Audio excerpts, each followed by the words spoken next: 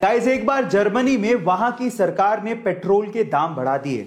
अब इस चीज का विरोध करने के लिए वहां के लोगों ने जो तरीका आजमाया वो बहुत ही निराला था, जिसे देखने के बाद वहां की सरकार को भी झुकना पड़ा।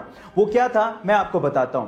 एक्चुअली जैसे ही पेट्रोल के दाम बढ़ाए गए, उसके 1 घंटे के अंदर वहां के लोग अपनी कारों को लेकर सड़क पर आए और उसके बाद सड़क पर ही अपनी कारों को छोड़कर चले गए। जी हां गाइस, 10 लाख कारों को सड़क पर देखकर सरकार सख्ते में आ गई और फिर से उन्होंने पेट्रोल के दाम घटा दिए।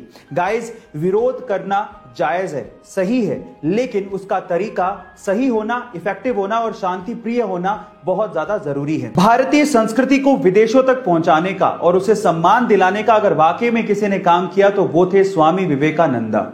एक बार किसी अंग्रेज ने स्वामी विवेकानंद जी से पूछा कि आपके देश की महिलाएं हाथ क्यों नहीं मिलाती, तो फिर उसके बाद जो स्वामी विवेकानंद जी ने जवाब दिया वो आप लोगों को सुनना चाहिए।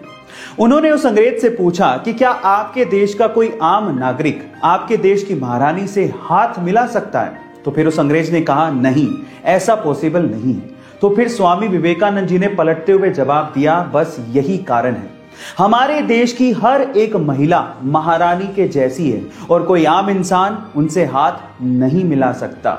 हमारे गांव के देसी गांव वाले आज भी आप लोगों को नीम के पेड़ से नीम के दातून को तोड़कर दांतों पर रगड़ते दिख जाएंगे, लेकिन आज के शहर के लोगों को यह सब अनहाइजीनिक लगता है और आज की जनरेशन को तो यह सब करते हुए शर्म आती है। लेकिन मैं आपकी जानकारी के लिए आपको बता दूं कि यही नीम का दातून छोटे छोटे टुकड़ों में अच्छी तरह से पैक करके $10 में अमेरिका और बहुत सारे देशों के मॉलों में बेचा जा रहा है। जी हां, यही छोटा सा दातून 700 रुपए तक में बेचा जा रहा है। गाइस, कब तक हम अपनी चीजों की तभी वैल्यू करेंगे जब बाहर के लोग इसे वैल्यू देंगे? अपनी चीजों को वैल्यू करना सीखिए। गाइस, ऐसी अमेजिंग वीडियोस के लिए YouTube पे हमारे चैनल को सब्सक्राइब कर लीजिए। गाइस, अक्सर इंडिया में जब लोग बीमार पड़ते हैं ना, तो वो डॉक्टर के पास जाने की बजाय सीधे दवाई की दुकान वाले भैया के पास चले जाते हैं, उसे अपनी बीमारी बताते हैं और उसे दवाई ले आते हैं। कभी कभार हम उससे ठीक भी हो जाते हैं, लेकिन कभी कभार उसके भयंकर परिणाम भुगतने पड़ते हैं। अब इसी से रिलेटेड मैं आपको एक बहुत इंपॉर्टेंट इंफॉर्मेशन देना चाहता हूं। अगर अगली बार आप डॉक्टर की पर्ची के बिना किसी दवाई की दुकान पर जाएं, तो प्लीज दवाई खरीदने से पहले उसे पलटकर रेड स्ट्रिप यानी कि लाल पट्टी जरूर चेक कर ले।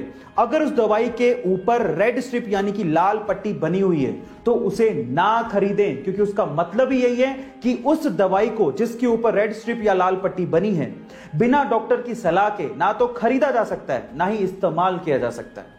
एंटीबायोटिक के गलत इस्तेमाल को रोकने के लिए दवाइयों के पीछे रेड स्ट्रिप यानी कि लाल पट्टियों का इस्तेमाल किया जा रहा है। गाइस, क्या इसके पहले तक इफेक्ट आप जानते थे? और अगर नहीं जानते थे तो चैट सेक्शन में जरूर लिखिएगा। और ऐसे अमेजिंग वीडियोस के लिए YouTube पे हमारे चैनल को सब्सक्राइब कर लीजिएगा और अगर आप इंस्टाग्राम पे देख रहे हैं तो मुझे फॉलो करना मत भूलिएगा।